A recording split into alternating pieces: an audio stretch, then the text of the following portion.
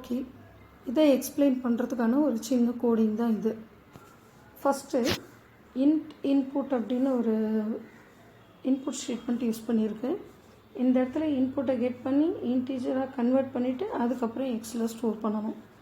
So நம்ம இந்த ப்ரோக்ராமை ரன் பண்ணும்போது type A value for X அப்படின்னு கேட்குது. நம்ம என்ன வேல்யூ கொடுக்குறோம்? 10 அப்படின்னு கொடுக்குறோம்.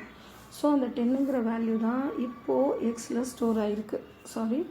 அந்த 10ங்கிற வேல்யூ தான் இப்போ எக்ஸில் ஸ்டோர் ஆகிருக்கு. எக்ஸுங்கிறது ஒரே வேரியபிள் தான், ஸோ ஒரே மெமரி தான். இப்போ இந்த இடத்துல பாருங்கள், இங்கே பாருங்கள், எக்ஸு அப்படியே பிரிண்ட் பண்ண சொல்லியிருக்கோம். இந்த இடத்துல கொட்டேஷனுக்குள்ளே எக்ஸ் கொடுத்துருக்கோம். ஸோ கொட்டேஷனுக்குள்ளே என்ன இருக்கோ அது அப்படியே டிஸ்பிளே ஆகும். வெளியில் எக்ஸுன்னு இருக்கு, அந்த எக்ஸோட வேல்யூ 10, அது பிரிண்ட் பண்ணியிருக்கு. அடுத்த லைனில் எக்ஸ் ப்ளஸ் ஈக்குவல் டு 2 அப்படின்னு கொடுத்துருக்கோம். அப்போ என்ன அர்த்தம்? எக்ஸ் ஈக்குவல் டு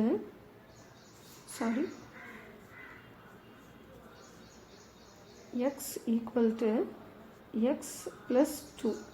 அப்போ ஆல்ரெடி எக்ஸில் என்ன இருந்துச்சு? 10 இருந்துச்சா? அப்போ என்ன அர்த்தம்? 10 + 2 அப்படின்னு அர்த்தம். அதை பிரிண்ட் பண்ண சொல்லியிருக்கோம். ஸோ 12 அப்படின்னு பிரிண்ட் ஆகிருக்கு. திரும்பவும் எக்ஸ் மைனஸ் ஈக்குவல் டு 2 இந்த இடத்துல பாருங்கள். அப்போ இதை எப்படி எழுதலாம்?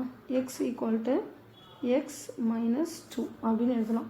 ஆல்ரெடி 12 இருந்துச்சு, தட் இஸ் 10 + 2 12னாச்சா? அப்போ 12 மைனஸ் 10, அதனோட ஆன்சர் தான் இங்கே 10 அப்படின்னு வந்திருக்கு. அது பிரிண்ட் பண்ணியிருக்கு. ஓகேவா?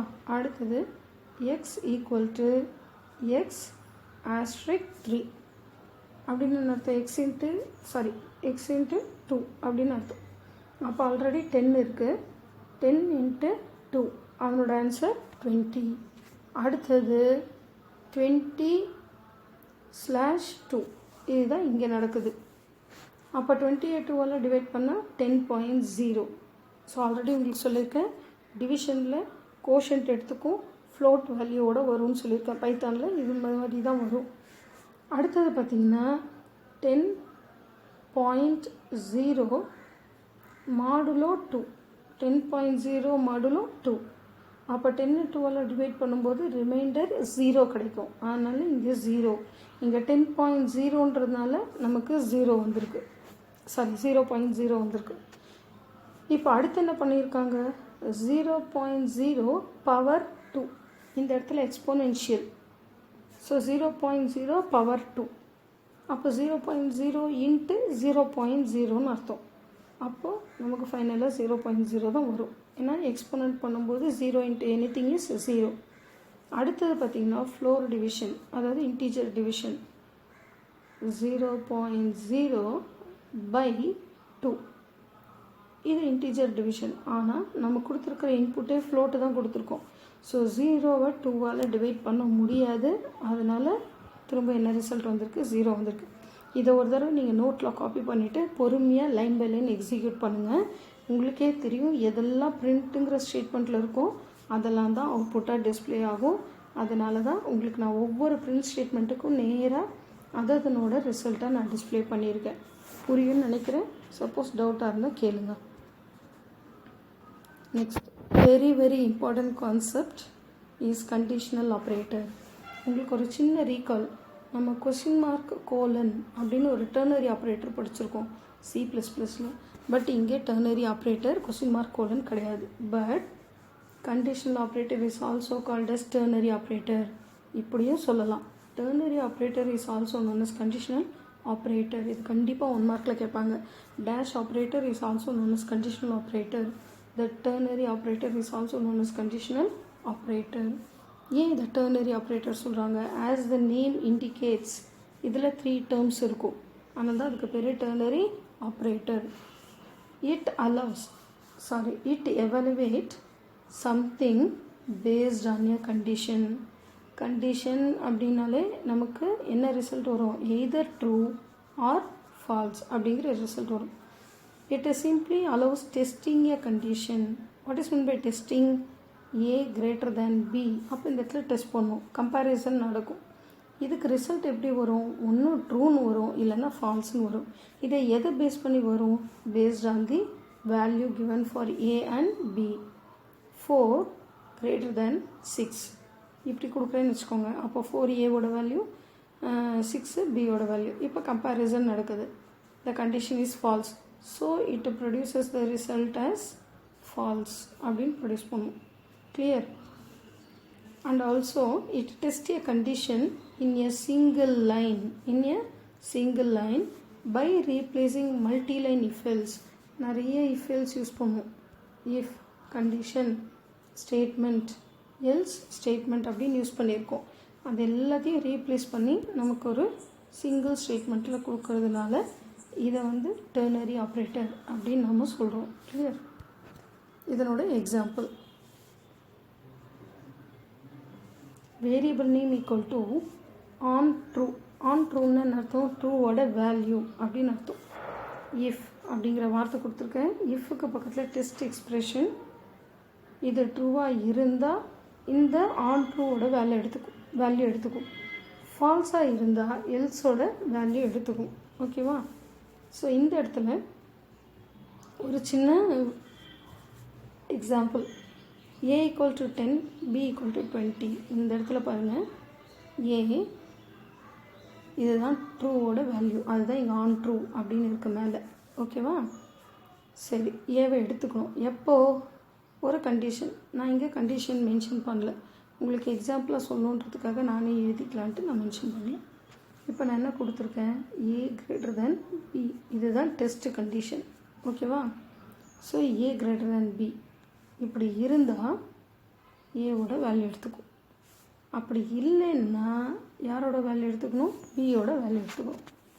திரும்ப சொல்கிறேன், ஏவோட வேல்யூ எடுத்துக்கணும். எப்போது? கண்டிஷன் ட்ரூவாக இருந்தால், ஏ கிரேட்டர் தேன் பியாக இருந்தால். இப்போ நான் ஏக்கு வேல்யூ சப்மிட் பண்ணணும், பிக்கு வேல்யூ சப்மிட் பண்ணணும். So A equal to 4, b equal to 6. A greater than b which is 4 greater than 6. Condition ட்ரூவா ஃபால்ஸா? ட்ரூன்னா ஏவை எடுத்துக்கணும், ஃபால்ஸ்னா பியை எடுத்துக்கணும். கிளியர்? இப்போ கண்டிஷன் ட்ரூவா ஃபால்ஸா? Condition false. அப்போது இஃப்ங்கிற கண்டிஷன் யாரை எடுத்துக்கணும்? எல்ஸ் எடுத்துக்கணும். அப்போ பியில் என்ன வேல்யூ இருக்கோ அந்த பியோட வேல்யூவை கொண்டு வந்து இந்த வேரியபிளை ஸ்டோர் பண்ணணும். அப்போ எம்ஐஎன்னில் என்ன வேல்யூ இருக்கும் அப்படின்னா 6 தான் இருக்கும். ஏன்னா 6 தான் யாரோட வேல்யூ? பியோட வேல்யூ. அப்போ அந்த 6ங்கிற வேல்யூவை கொண்டு போயிட்டு எம்ஐஎன்னில் ஸ்டோர் பண்ணுறோம். இப்போ அடுத்த பிரிண்ட் ஸ்டேட்மெண்ட் பாருங்கள். கொட்டேஷனுக்குள்ளே என்ன இருக்கும் அது அப்படியே டிஸ்பிளே ஆகுமா? த மினிமம் வேல்யூ ஈஸ் வந்திருக்கா? எம்ஐஎன் அப்படின்னு கொடுத்துருக்கோமா? அப்போ எம்ஐஎன்னில் என்ன இருக்குது? 6. நான் வேல்யூவை மாற்றி கொடுத்துருக்கேன். இந்த இடத்துல பின்னு கொடுத்ததுனால பியோட வேல்யூ அப்படியே ப்ரெசண்ட் ஆகிருக்கு. கிளியர்? ஜஸ்ட் இந்த எம்ஐஎன்ன்றது ஒரு வேரியபிளோட நேம். நீங்கள் எம்ஏஎக்ஸ்ன்னு கூட வச்சுக்கோங்க பேர். கிளியர்? திரும்பவும் இந்த ப்ரோக்ராமை நான் ரன் பண்ணுறேன். இந்த ப்ரோக்ராமை ரன் பண்ணும்போது இங்கே பாருங்கள், a equal to 10, b equal to 20 அப்படின்னு நான் கொடுத்துருக்கேன். அப்போது ஏவோட வேல்யூ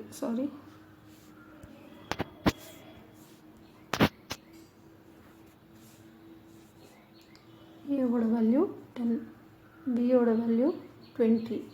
இப்போ இந்த இடத்துல நான் கண்டிஷன் ப்ளேஸ் பண்ணுறேன்.